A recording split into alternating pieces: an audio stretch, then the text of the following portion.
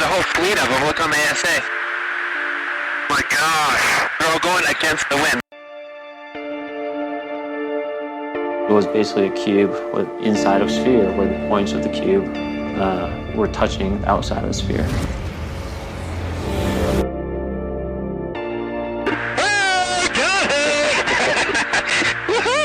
Roger. There's troubleshooting machines out here. So this isn't anything that just is limited to the United States. It's a worldwide phenomenon.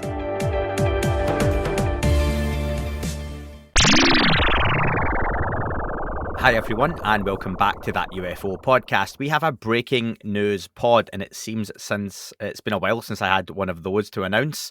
Dan joins me for the first time in about 12 years, it seems. Dan, hi. Yeah, it's been a little while. A lot's been happening, but this is a momentous day. If I could have like a Blue Book t-shirt on, kind of saying, here we are again, but in better shape, I would.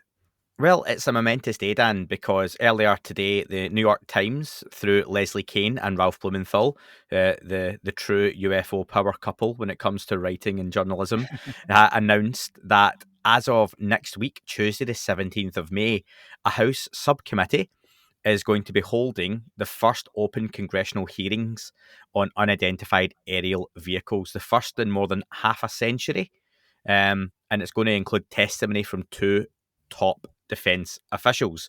I hope I'm getting all this correct, because people will pull me up on the language and terminology. But so essentially, folks, all that stuff folk have talked about for quite a while and hoping or been expecting, wherever you fall on it, is starting to happen next week. Exciting, Dan? Yeah, very exciting. Listeners may recall us kind of following the bills as they went through the House and Congress and the Senate, and got voted on. And Biden signed them into law, and that was really exciting. But now what we're seeing is those laws kind of gave officials levers to start pulling and kind of saying, if you hold back the UAP information, then we now actually have a law that we can come after you for. It's right there in the language. So we're seeing them kind of using that within, 5 months of that being passed, which is fantastic news. So, depending on where you sit with this news, we're going to do our best to temper your expectations, but in the same way that I think we spoke about the task force report, Dan, where it was like, don't be expecting aliens, don't be expecting ET, don't be expecting that sort of language. Look for the kind of baby steps and progress. Now, this upcoming hearing is on the back of what Dan has said there about all those bills that were passed, on the back of the task force report, the actions or sometimes lack thereof off the back of that report, and this is another quote from the article. These sets of hearings are intended to focus on the work of a group within the Pentagon that is following up on the national security and flight safety questions raised by the report. Because if you take away that UFO, aliens, what could these be thing for a moment, there are, one, national security implications and also flight safety questions, because these things are manoeuvring, dogfighting, engaging with highly trained personnel and really, really expensive equipment, very technologically advanced equipment for us, and they don't necessarily know what to do when they encounter them. So there's certainly questions to be asked just from that point of view. So it's important not to think that these hearings are going to be all about aliens and advanced civilizations and non-human intelligences. Dan, is that completely fair? Yeah, I think so. They're definitely not going to be rocking up with a third surprise guest that's just a grey that's going to sit in a Phoenix Light style where they walk out. None of that. Basically, I think what's going to happen is essentially the AOI MSG, which is the UAP task force, but what it is now. They will brief the two people who will go in to testify, which is Scott Bray, who is the Director of Naval Intelligence Activity, who kind of oversees everything for the Navy, and also I've mixed my name. It's Ronald S. Moultrie. That's it. The Under Secretary of Defense for Intelligence and Security. That's right. And he oversees pretty much everything in the DoD, including the NSA, the DIA, the NRO. He's the guy that kind of the buck stops at in terms of that organization. So both of these people will be briefed by the AOI MSG. They will be provided the questions probably that they will be asked during the committee meeting or the hearings? That's important. I've seen people ask that online and in the Discord chat. Some of the listeners were talking as well, wondering, are they going to get that in advance? So that's important to Yeah. note. Otherwise, essentially, it's kind of like expecting Biden to know everything that's going on in the government. He is commander in chief. He doesn't know everything. There are people that are under him that looks after each kind of granular bit. These guys are like that to the task force. The task force will brief them, give them the information they need to answer the questions that are going to be asked. Whether they avoid those questions or twist them, I don't know. It was brought to our attention earlier today that Scott Bray actually approved a lot of the redactions in the security classification guide on UAP. So he's already had a hand in keeping a lot of this information secret. But who better to hold the feet to the fire, Yeah, and that was John Greenwald, Black Vault, who brought that up online. And again, John, I think, went down the line of, don't get excited by this gentleman because this is just a way to obfuscate the truth more. But I think a lot of people like yourself and myself, Dan, were like, well, no, because isn't this one of the people you do want questioned?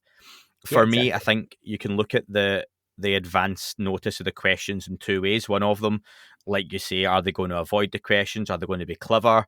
But also, if we go back to Senator Gillibrand, when she was asking, I can't remember who the gentleman was, about UAPs, and he really awkwardly tried to blow off and brush off the questions, that she told him that he better do his homework for the next time she asks, because what he said wasn't good enough.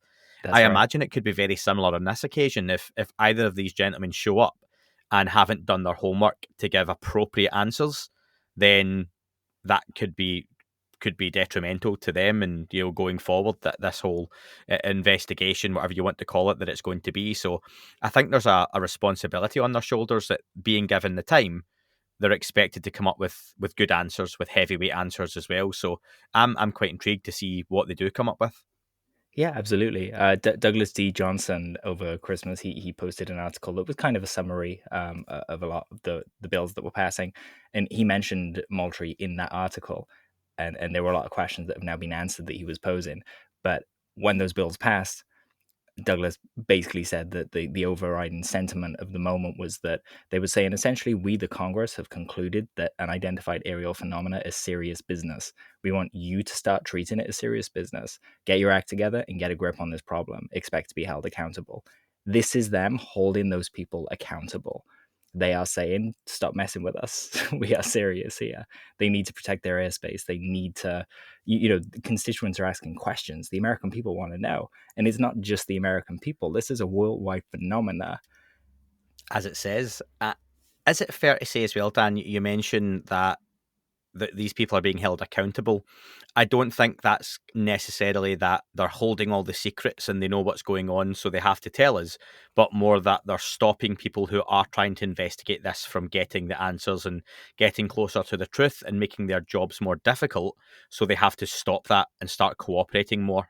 That's where this lies, isn't it? Yeah, absolutely. Essentially, the bills kind of said that everyone has to work together and start doing this properly. It doesn't seem like they've been doing that, or at least that they're dragging their heels. We already had a bit of controversy between whether AOI MSG was even fit for purpose for this investigation or for this task force. So there are a lot of things that could happen going forward. It could be that they establish an office outside of and shutter the task force, or the task force is properly equipped. We saw that they were advertising for workers. So actually, they're expanding. So they might be taking it seriously, and a lot of what we hear might be, oh, hey, here are our plans for the task force, and a lot of that will probably be classified. So we'll be in the classified portions of the briefings, but the rest we'll be able to watch on YouTube and sit there with popcorn eating it. So a part of the article early on I want to talk about, Dan, it says, and I quote, "Since this is an area of high public interest, any undue secrecy can serve as an obstacle to solving the mystery, or it could prevent us from finding solutions to potential vulnerabilities." This was said by Representative Andre Carson, the Democrat of Indiana and the chairman of the House Intelligence Committee's Subcommittee on Counterterrorism, Counterintelligence and Counterproliferation. Whew, that rolls off the tongue, doesn't it? This hearing is an example. This hearing is about examining the steps that the Pentagon can take to reduce the stigma surrounding reporting by military pilots and by civilian pilots. Like we said, people need to temper their expectations. This is the beginning of something here. I've got the comment, and I said this online, Dan. The biggest avalanche starts with a whisper and a pebble. So we're not going to be hearing ETs, aliens, and such, but it's going to get the ball rolling. And the focus, as it says in the writing, folks, so people can't be disappointed afterwards, is to focus on reducing the stigma on reporting. Also, I thought that the wording of undue secrecy, there is still going to be, and probably always will be, a level of secrecy with this subject, even from those who are trying to get information out. That includes your Senator Harry Reids, your Chris Mellons, your Leila Zondos, anyone who does come forward from the government, because there are things they can and can't say for all sorts of different reasons, not just the public deserve to know. So I do appreciate that. I get why it frustrates some people, but we have to accept that is just a part of this subject, especially for the time being. Yeah, absolutely. Essentially, what the complaints at the moment are things like public interfacing with the office that's being established. This is growing pains. I know there's a suspected kind of, dark cabal behind the scenes that have kind of known this secret and been studying it for a long while. But in terms of what we're seeing now in the US government, these are a bunch of new people wanting to kind of start afresh. There are a lot of people in here that I don't even think have come across the UAP issue before and knew it as, they just knew it as UFOs and treated it as that kind of silly issue. But certainly now that's changing, and I don't think it's going away. The fact that we're getting public hearings, I think a lot of us are celebrating, like you say, not because we're necessarily going to get some new information or videos or anything like that out of this, but there are going to be so many more eyes on this issue now and realizing, oh, hold on, this is actually really serious. I see it as essentially, when a teacher scolds a kid in class and kind of says, all your friends are going to have to go in if you don't behave. This is essentially what's happening here, I think. A few people are being told off very publicly so they can get their act together. And it's almost like that the kids are in the classroom being naughty, but they're kind of holding the door shut, and the teacher's got their foot in the door, and the kids are kind of stopping them getting in, but they're peeking in and they can see a little bit, and it's like, what are you doing in there? You're as well letting me in because I'm going to get in eventually. You can make this easy on yourself. And I think that's a little bit of what's happening. And you say this isn't directly going to give us new footage, new videos, all that good stuff, but it certainly could lead to that, depending on how much of those doors get opened. It was 1966, Gerald R. Ford, then the House Republican minority leader from Michigan, organised a hearing in response to reports of UFOs by over 40 people, including 12 policemen. At the time, the Air Force explained them away famously as swamp gas. Mr. Ford said that was flippant. I'm going to ask you, Dan, as we are now approaching, 50, 60 years on from those, what do you expect to come away from having gained from these hearings? Essentially, a sense of how serious this is being taken. At the moment, it's gone from a bunch of us just on the internet talking about this to a bunch of people really, officials coming out swinging and being concerned. And it's getting to the point where, that kind of entertainment side of ufology it's kind of falling away because, it's starting to grow up a little bit and people are realizing the weight and the potential profound changes that this subject brings. I feel like that's exactly why we're taking these kind of baby steps and that people shouldn't be frustrated by not finding out anything new. We're talking to new people through different kind of reaches and audiences. The more it's talked about, the bigger the platform, the more serious the platform. And I mean, does it get more serious than a public hearing in America? What more do we want? This is an excellent foot to put forward, and like you say, it's going to lead to probably a better public interface and a whole bunch of people asking questions that weren't asking questions before. I'm going to ask you a very speculative question, Dan. Do you think they, and I mean they as in others, are either up there, down there, or in the space in between, are aware of these progressions and conversations and governmental levels of awareness? How strange do you want to get? So, give you a minute. Well, depending on the kind of groups of people you talk to, we've either got ideas where, a UFO just showing itself to someone creates a space in their head to think differently.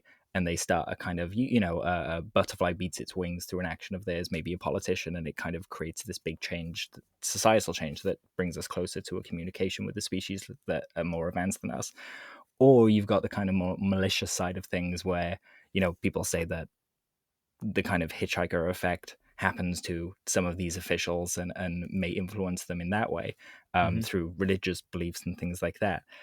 I think it's interesting to consider that those experiences are kind of through the lens of the world that people see them, and that I would say it's fair that if something kind of advanced, or not even kind of, if something super advanced was here, there is no reason that it wouldn't kind of know all that was going on, even from a SCIF perspective, a secure facility. I would imagine that they know everything about us. We know very little about them. And I suppose everything in terms of what they need to know, maybe not the superficial stuff that we would consider important, but they're like, meh, it's Do you nothing think we they really talk care about about. the Kardashians?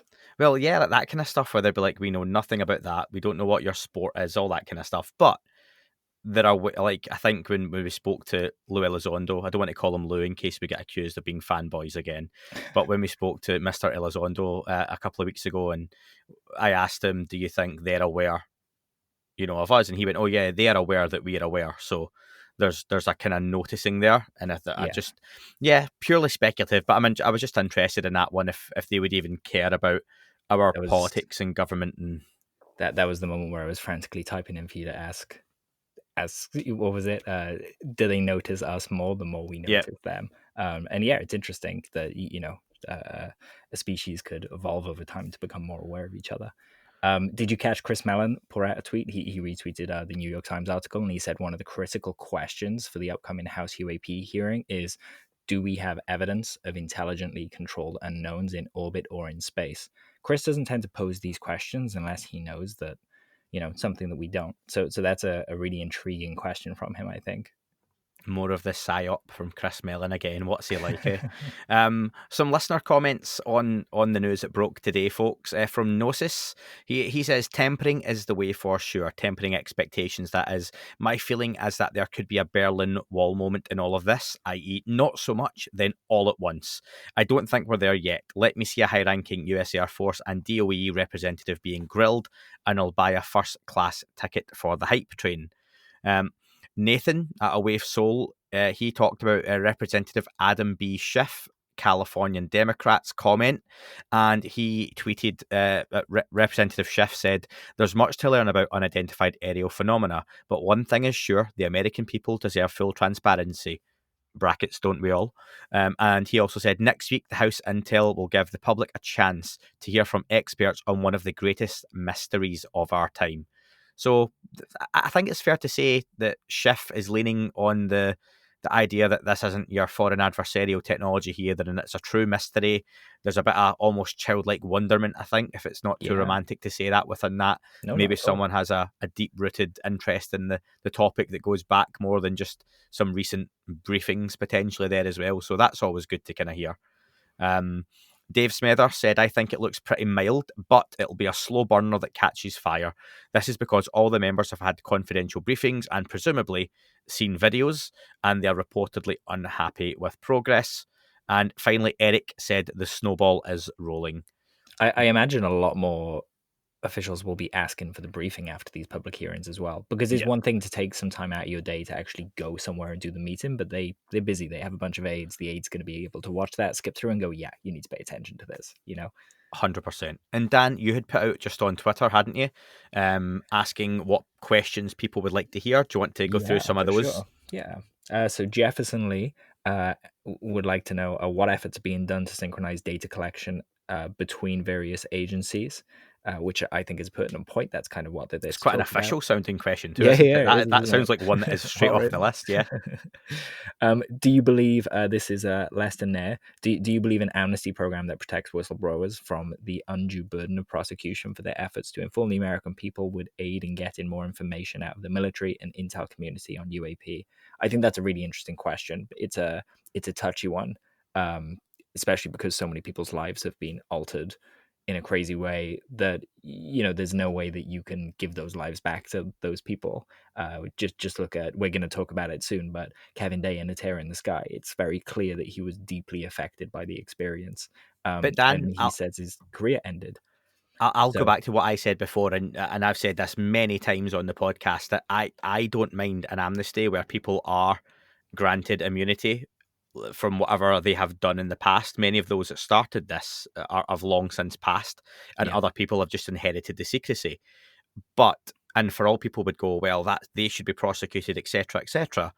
That quote before of the levels of undue secrecy, there are still more than likely, almost definitely, elements of this topic and subject that we don't know why it's been kept secret, and things that we've maybe not even considered, that if and when it does come out, you would go, oh, actually, I do understand why that hasn't been made public. There's been So that, allusions to that as well, haven't there? By yeah, certain people? exactly. And whether it's, the cataclysms talk and it's something along those lines, angels, demons, whatever it might be, if you just put your not sensible hat on for a moment, but the way I would view your sensible hat is, maybe there are some things that people kept secret for good reason, or for reasons they thought were good. And if it means we get the truth out, then maybe some kind of amnesty there. But fully aware that lives have been lost in the past, and careers have ended, people's health, physical and mental, has been affected, short and long term. So it's a sensitive subject, but one that's going to be spoken about eventually, no doubt. Yeah, absolutely. When you consider that side of things, it's easy to see why some people get very heated. Yeah. You speak to people who have experienced abductions, and they get very angry that this is progressing so slowly. And I hear you, all of you, but we're getting there, and this is better than nothing. 100%. Any more cues? Karen Alexander, similar kind of line, says what barriers remain to more urgent investigation and public disclosure. So again, that's kind of, Amnesty could help there. Bearded UFO guy Gaz says, are there any places in the ocean that are known hotspots, and have any investigations been done there? That would be really interesting. That would probably have to be in the classified portion, because a lot of those capabilities are classified. But we know that, there's infrasound and kind of low frequency microphones and things like that dotted around the oceans tracking submarines. Everything has a signature when it zips through the water, even if it's no signature at all. In effect, that's a fingerprint. And I think they probably have tracks of anomalous things. In fact, we've seen a few kicking around, but the context is kind of missing from the tracks, So it would be great to get more information on that. Awesome. Folks, that'll do for this. We are going to go straight into recording an interview that won't come out, a review, that's not going to come out until the end of the week, but we're going to be talking about A Tear in the Sky, the documentary. So if you look out for that this coming Friday, it's going to drop on audio, and Dan on YouTube, it'll come out when? We're recording it now. There's a few days. I'll get it done by then. Yeah, cool. And this week, folks, the Jeremy Corbell audio is out on Wednesday, part 2. The YouTube premiere is Friday evening, 9 p.m. UK time. That's received a whole host of wonderful feedback, so thank you very much. I'm interviewing Gary Nolan on Thursday. As we talk now, Dan, it's Tuesday. So that one will be out the following week as well. As always, Monday for the audio, Friday for the YouTube. Early access on all the usual platforms. So thank you very much. Looking forward to getting straight into talking about A Tear in the Sky. Our review for that will be up for you later on this week as well. So Dan, for now, thanks. Thank you. It's nice to be back in the chat talking. It is, and let's get straight back into it. Thank you, folks. That is all for this week's show. Thank you very much for listening. Please remember to leave the podcast a review on your chosen platform. You can like, retweet and subscribe. That would all be very much appreciated. The shows are being uploaded onto YouTube as we speak more and more. You can sign up at patreon.com/That UFO podcast to access the shows ad-free as well. Please get in touch on Twitter, Facebook, Instagram, That UFO podcast.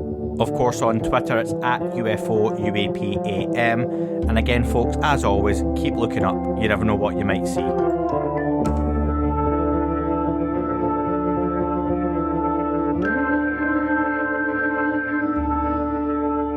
It wasn't a tic-tac and not quite a saucer, more like a hubcap designed by Chaucer, a little Baroque and quite steampunk, like Alice was playing bass for the Parliament of Folk. The little fucker hovered right outside of my window, and when I shoved out the screen, he made it an issue. I don't think he expected me to see his ass, but I'd had some champagne and smoked a little around.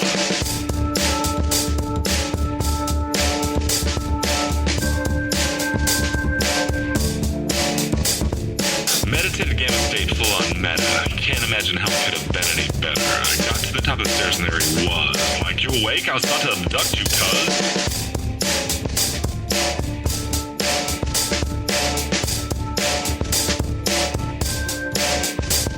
I jumped back and nearly kissed myself, and I climbed out the window after the elf, and I woke up in my bed and there was something on my head and everything was weird and everything was red. And I called out to my boys. They thought this was noise. They thought it was a dream. They thought it was my toys. They thought it was my problems, and they think I should seek therapy, and I don't know what to do because it doesn't really scare me.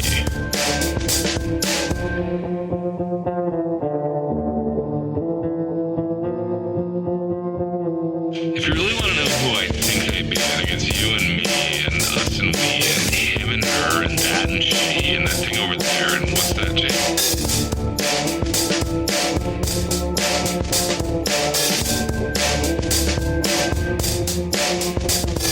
If we're being serious, open your mind, consider your heart, consider time, consider your space, consider your lies, consider your life, consider your